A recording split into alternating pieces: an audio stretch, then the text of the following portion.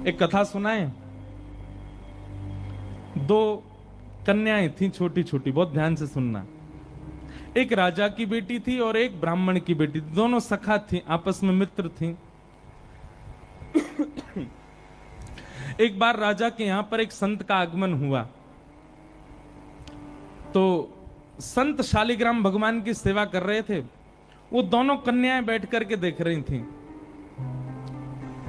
दोनों के मन में भाव आया, इस संत जैसे सेवा करते हैं वैसी सेवा हमको भी मिल जाए। तो दोनों संत से कहने लगी, बाबा हमको भी सेवा दे दो, हमको भी ठाकुर जी दे दो। तो संत ने मन में विचार किया, छोटी छोटी कन्याएं, ये क्या जाने असली नकली क्या होता है। उन्होंने शालिग्राम जैसे दिखने वाले चिपटे दो पत्थर लिए और दोनों कन्याओं को दे दिए। दोनों कन्याएं बड़ी प्रसन्न हो गईं, बोले वाह हमको ठाकुर जी मिल गए। दोनों ने गुरुजी से पूछा, गुरुजी इनका नाम क्या रखें?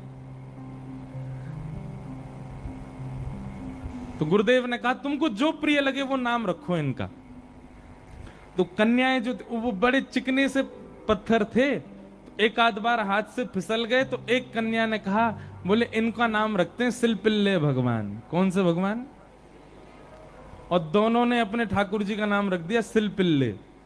ये कोई ऐसी कथा नहीं, भक्तमाल जी में कथा है ये।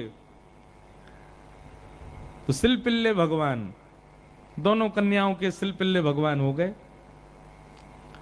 अब दोनों कन्याओं के साथ में कैसी घटना घटी?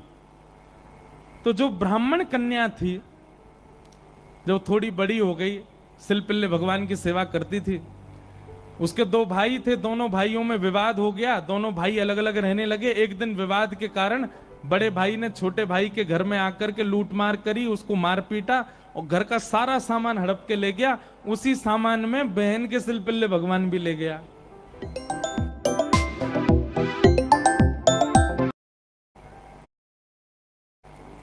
और बहन तो बेचारी रोने लगी, उसके तो ऐसे प्राण हो गए मानो बस अब जीवित ही नहीं रह पाएगी ठाकुर जी के बिना।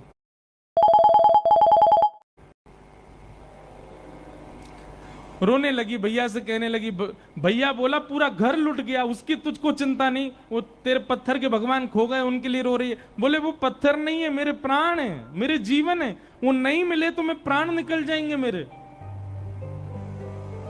बोले जा, किसी और ने थोड़ी लूटा, बड़ा भाई है हमारा, जाके मांग ले, दे दे। तो बहन अपने बड़े भाई के घर गई और बड़े भाई से जाके कहा, भैया कुछ मत दो, सब रख लो अपने पास, पर मेरे